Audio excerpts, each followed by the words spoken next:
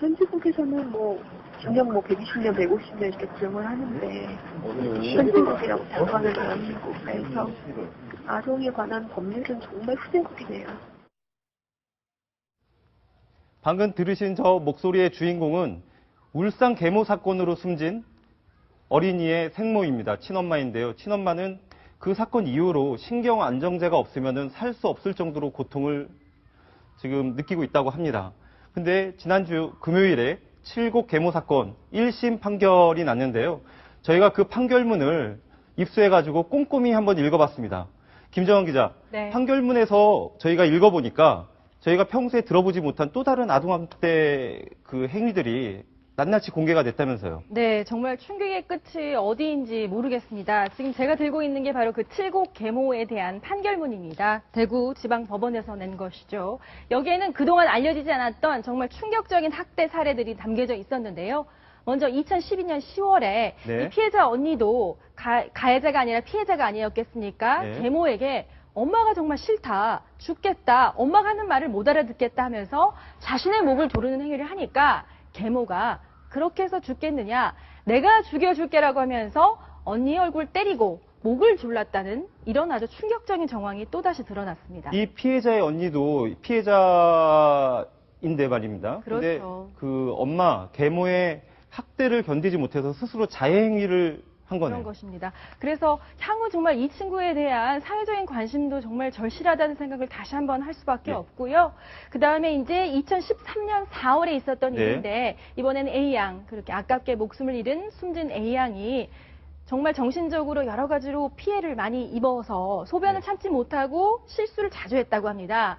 이날도 화장실에서 이 소변을 참지 못하고 네. 소변을 이제 그 옷에다 하고 말았는데 예.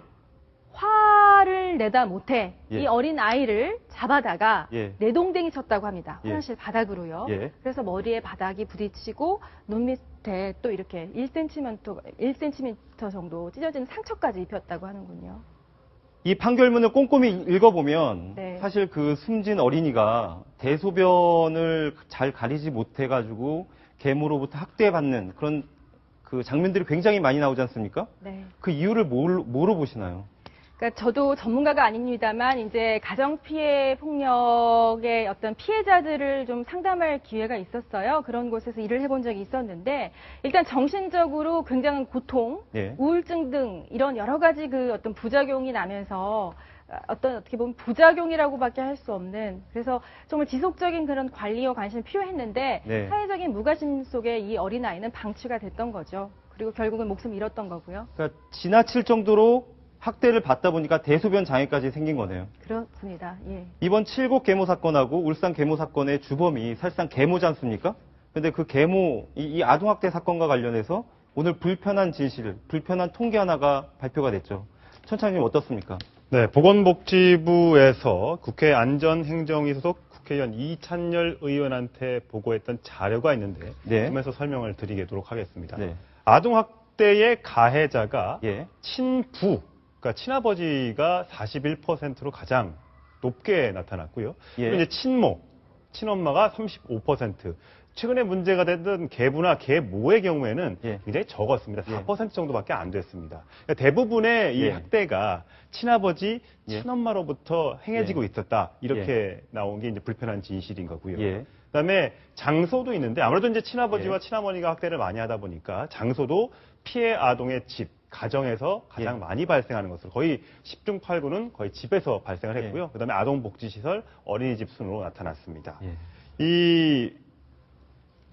이게 사실 학대 빈도도 예. 거의 매일 학대를 당했다. 예. 이런 빈도가 굉장히 높았는데 39%나 됐고요.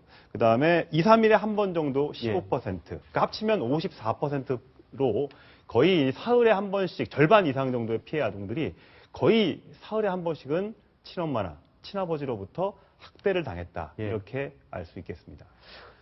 들을수록 사실 분노를 사기가 힘든 그런 뉴스인데 네. 사실은 이렇게 보고되는 그런 아동학대가 빙산의 일각에 불과하다는 그런 이야기가 있습니다. 네. 어떻습니까? 그러니까 암수, 히든 크라임이라고 해서 이게 네. 집안에만 일어나는 일이고 예. 자식을 소유물로 생각하는 어떤 이런 정서도 큰 몫을 하고 예. 있는데요. 집안에서 내가 내 아이를 훈육시키는데 누가 상관하느냐 이런 정서 때문에 사회적 개입이 쉽지 않다는 점이 아주 우려스러운 부분이고 또 하나는 아동학대의 가해자들에 대해서 우리가 좀 짚어봐야 되는데요. 네. 교육 수준이나 예. 아니면 그 사람들이 사회적인 위치하고는 전혀 상관이 없습니다. 이런 부분도 좀 체계적으로 우리 사회가 좀 제도를 마련해야 될 부분이겠죠. 예. 그 김정환 기자가 미국에서 생활할 때 가정폭력 상담소에서 일한 경험이 있지 않습니까? 예. 그때 지켜봤던 가정폭력 어느 정도 심각합니까? 거기는 이제 권총까지 이렇게 난무하기 총기 소유가 때문에 가능하니까요? 총기 소유가 가능하기 때문에 더 끔찍하고 네. 더 힘든 경우들이 많이 있습니다. 뭐 생명의 위협을 느끼는 분들도 많이 찾아오시고요. 이제 위협 자체를 뭐 죽여버리겠다고 해서 총으로 하는 경우가 굉장히 많으니까. 예. 하지만 그만큼 또 규제나 어떤 법률적인 적용이 엄격합니다. 아동학대치사를 1급 살인죄로 적용을 하죠. 예. 그리고 불과 한 달 전에 미국을 달구었던 이 사건이 하나 있었는데요. 이 경우에는 퍼플 하트 훈장을 받은 아프가니스탄 참전 용사였습니다. 사회적인 추앙을 받았는데 아이들 죽이지 않았고 성적인 학대만 했는데도 무기징역이 선고됐습니다. 아들 2명에 대한 각각 2번에 대해서요. 예. 우리가 좀 참고해봐야 되는 그런 부분이라고 생각이 돼요. 울산 계모 사건이나 그리고 칠곡 계모 사건 모두 1심 선고 공판 결과가 나왔습니다. 그런데 지금 그 선고 형량 자체가 검찰이 구형한 거에 턱없이 못 미치는 형량이어서 국민의 공분이 다시 또 들끓고 있는데요. 2심에서 검찰이 어떻게 대응을 하고 그리고 법원이 그걸 받아들인지 저희가 좀 더 지켜봐야 될 것 같습니다.